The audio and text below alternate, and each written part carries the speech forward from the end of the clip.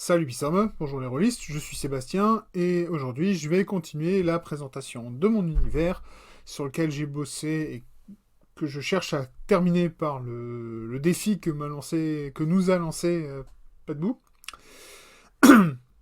Et donc je vais vous présenter un peu l'univers que j'avais créé qui est du Medfan, d'inspiration un peu autour de la culture germanique et des légendes germaniques, enfin surtout ici en Alsace. Et donc, je vais vous présenter un peu je vais dire la cosmogonie, comment l'univers a été créé et comment il est ordonnancé au moment du jeu, pour vous faire une grande idée des forces en présence et de l'histoire qui se profile. Voilà. Donc, je vais tout de suite passer en vue pour vous partager mon bureau, enfin mon écran. Voilà. Donc, pour faire simple, dans cet univers, il y a, avant la création du monde, euh, je veux dire des planètes et des êtres vivants, il y avait d'abord deux choses dans l'univers, l'ombre et la lumière. Hein, Lux, Umbra. Euh, et partout où la lumière ne pouvait pas atteindre, qui pourtant pouvait atteindre déjà énormément de choses, il y avait l'ombre. Ce qui s'est passé, c'est que dans les endroits de la pénombre, donc là où la lumière et l'ombre n'étaient pas vraiment en position, est arrivé le chaos. Parce que on n'est pas vraiment dans la lumière, on n'est pas vraiment dans l'ombre.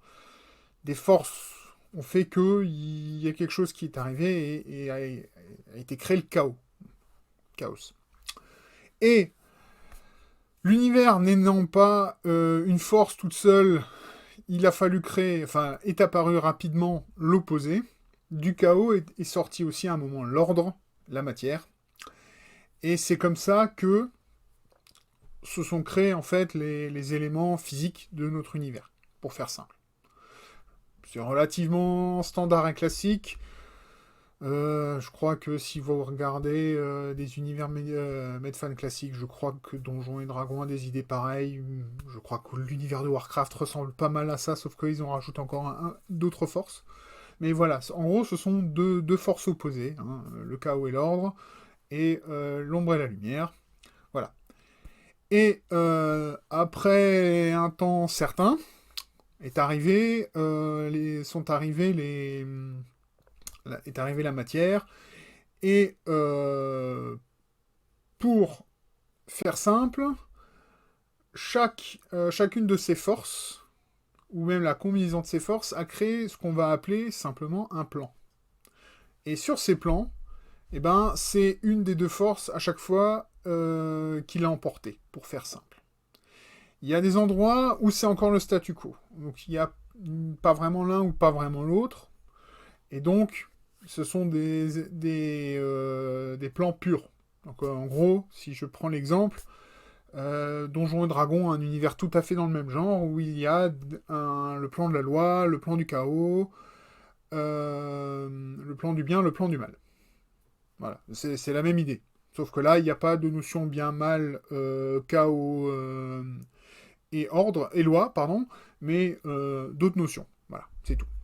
Donc, chaque plan a sa position sur cette grille de 3 par 3. Au milieu, dans le plan neutre, on va dire, où toutes les forces sont présentes mais s'annulent, en fait, forcément, il y a les humains. Donc,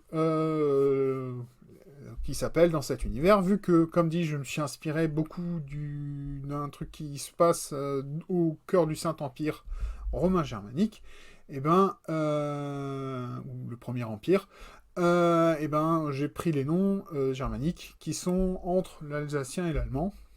Et voilà, donc on a les Menschen, les humains, et qui sont sur le plan qui s'appelle Mittelheim. Ça va vous rappeler des choses.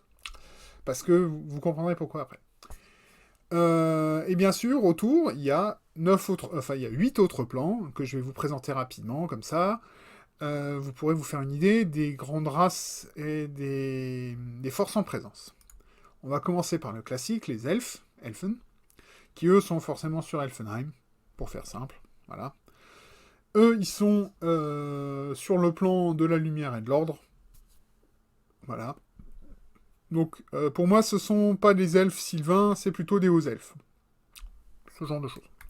Voilà. Pour compléter le diptyque, puisqu'on parle des elfes, on va forcément parler des nains, les Zwerg. Donc les nains, eux, vivent à Bergheim. Alors, Bergheim, ça veut dire normalement maison dans la montagne, mais là, c'est maison sous la montagne. Mais bon, voilà, c'est rigolo, je l'ai gardé. Donc ça, ce sont les nains classiques, hein, les nains tolkieniens, comme on les connaît. Même si les nains existent dans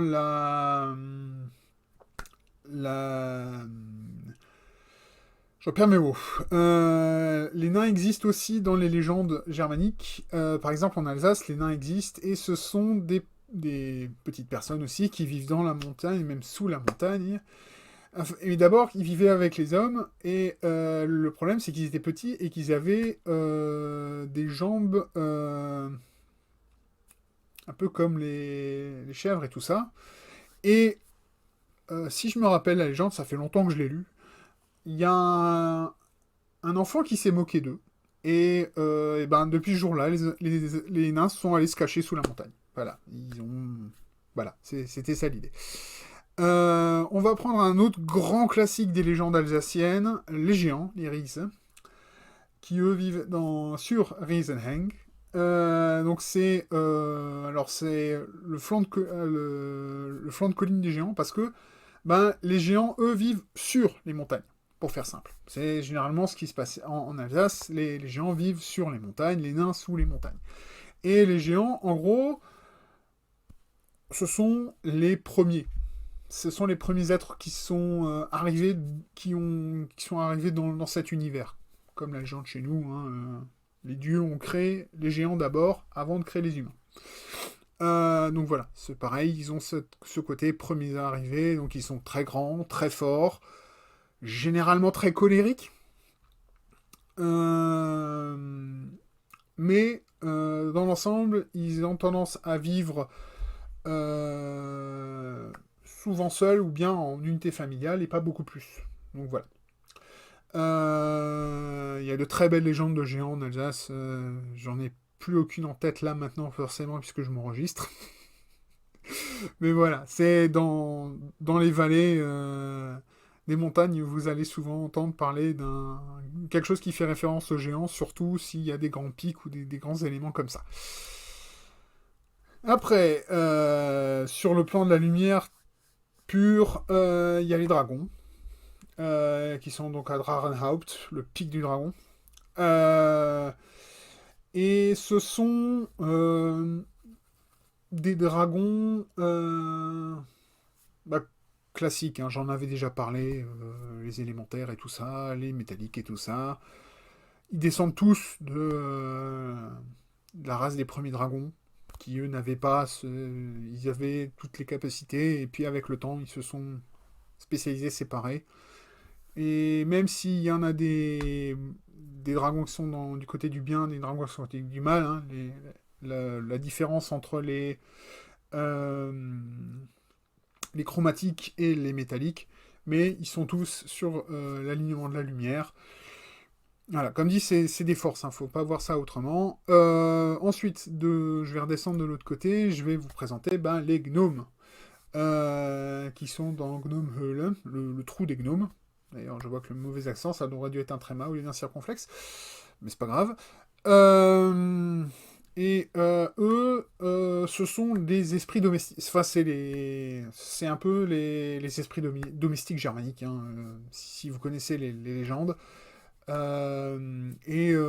Si vous les énervez, votre maison, il va se passer des choses très très très très très désagréables dans votre maison. Donc généralement, si vous avez des gnomes chez vous, laissez-leur un petit cadeau, laissez-leur surtout ne pas les brusquer, ne pas les insulter parce que ça va très mal finir pour vous. Voilà. Ensuite, les fées. Les fées sont des forces de la nature, littéralement. Hein. Elles ont aussi beaucoup de magie. Il y a une légende alsacienne, il faudrait que j'en parle un peu, c'est le pont des fées. Enfin, il y a toute une belle légende sur ça qu'il faudrait que je prenne le temps de vous raconter parce qu'elle est très sympa et c'est pour ça que j'ai voulu les rajouter.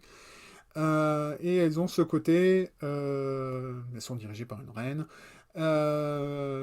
elles sont,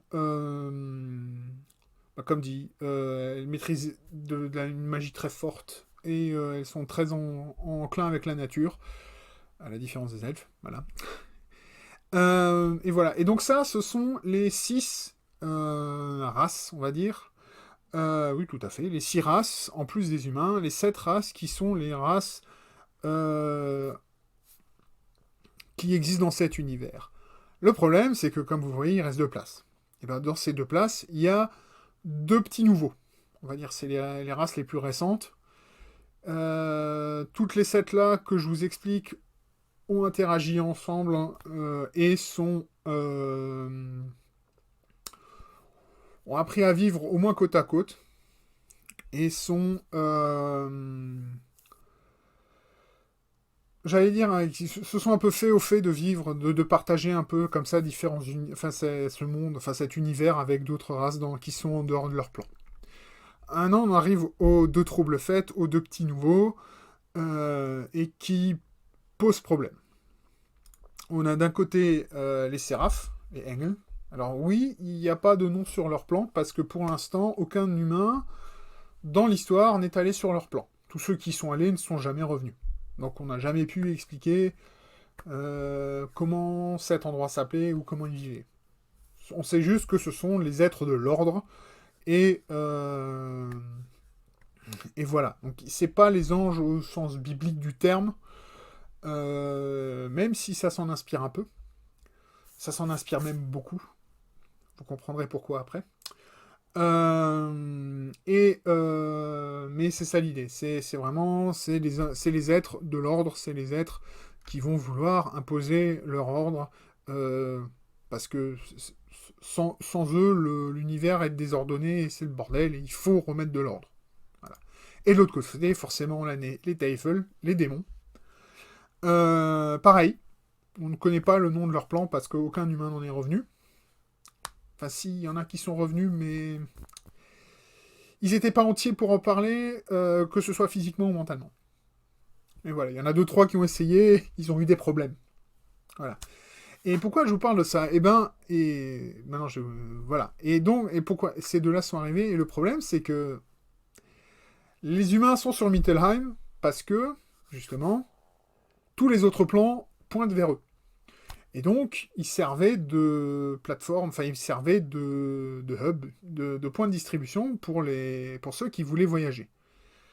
Donc, les 7 races connues, on va dire.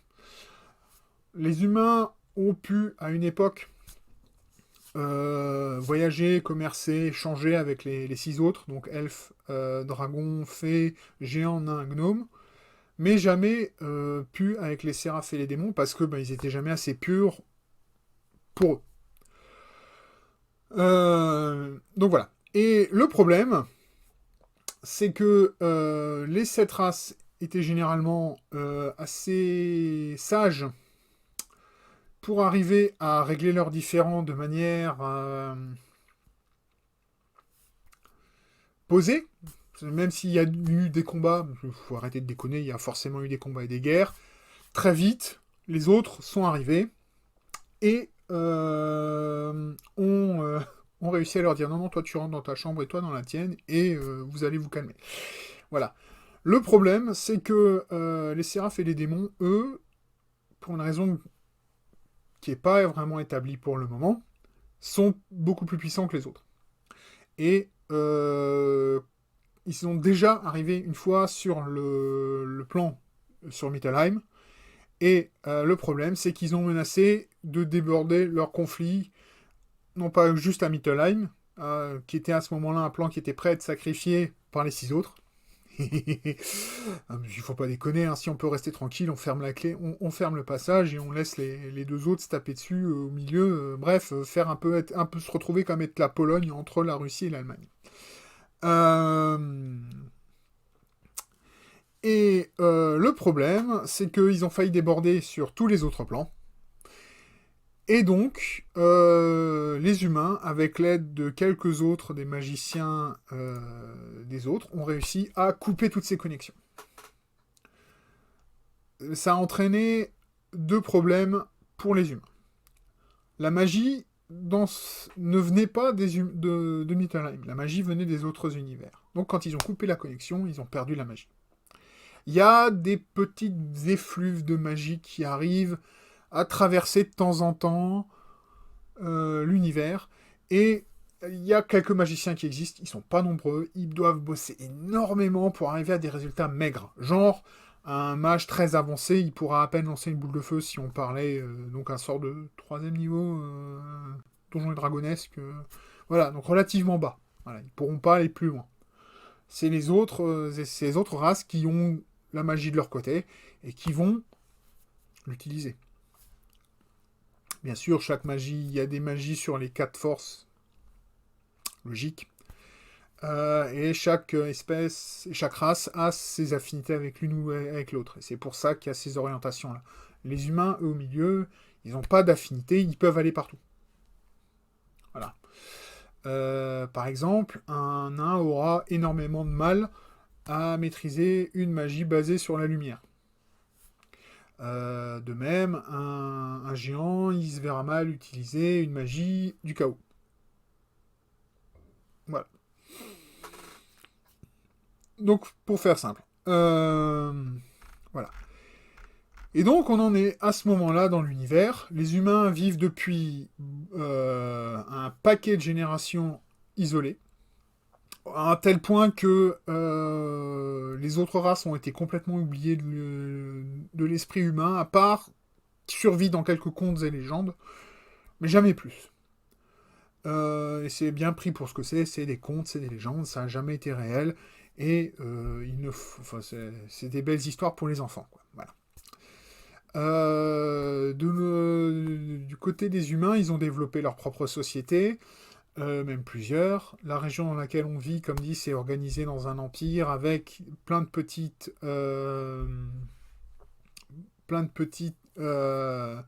sous-royaumes, on va dire, royaumes qui sont tenus par des princes électeurs qui vont élire l'empereur une fois que l'empereur a cassé sa pipe.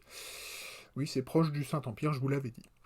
Au niveau de la foi, j'ai fait simple. C'est une divinité duale.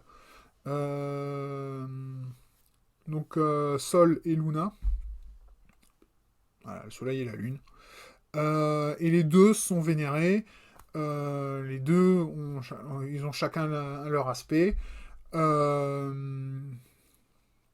Sol, pour faire simple, c'est le protecteur, c'est le créateur, dans le sens artisan, ingénieur, ce genre de choses, pardon. Luna, c'est donc une divinité qui est féminine. Elle a la sagesse de son côté, c'est elle qui va... J'en perds mes mots, décidément. C'est elle qui va s'occuper de remettre tout le monde en santé, c'est elle qui va s'occuper d'améliorer les gens, de s'assurer qu'ils grandissent, voilà, ce genre de choses. Pardon. Et dans l'ensemble, voilà. Je détaillerai peut-être un peu plus la religion une autre fois, mais c'est pour faire simple, pour vous donner une grande idée de l'univers. Et voilà la situation dans laquelle on est au moment où le jeu va commencer. L'humanité est isolée depuis des millénaires, et elle a vécu seule, dans son coin, progressé technologiquement comme elle a pu, sans la magie. Ce qui lui a permis d'ailleurs de découvrir certaines choses qui étaient peut-être pas, qui sera peut-être pas utilisées par les autres, puisque eux ont la magie, ils n'ont pas besoin de la technologie à outrance. Donc voilà. Le jeu commence quand il y a une... Je vous l'avais déjà raconté, mais je vais vous le redire rapidement pour faire simple. Il y a une catastrophe qui fait que le passage est ouvert. Alors, je ne rentrerai pas dans les détails du comment cette catastrophe arrive, parce que, de un, c'est un gros spoil. De deux, elle n'est pas encore fixée dans le marbre. Il y a encore des choses qui sont encore en fluctuation là-dedans, que j'ai pas encore posé sur le papier, donc il faut que je prenne le temps de poser ça sur le papier. On en reparlera quand j'aurai défini ça un peu mieux. Voilà. Euh, ainsi s'achève la présentation de cet univers qui est, je pense, classique, mais qui a le don de sortir un peu des sentiers battus, essayer de présenter les choses en dehors de la fantaisie anglaise, même s'il y a des éléments qui sont clairement d'inspiration de fantaisie anglaise. Voilà. Et bien dans l'ensemble, en attendant une prochaine vidéo qui parle de mon jeu, de mon univers, je vous dis simplement Bispal.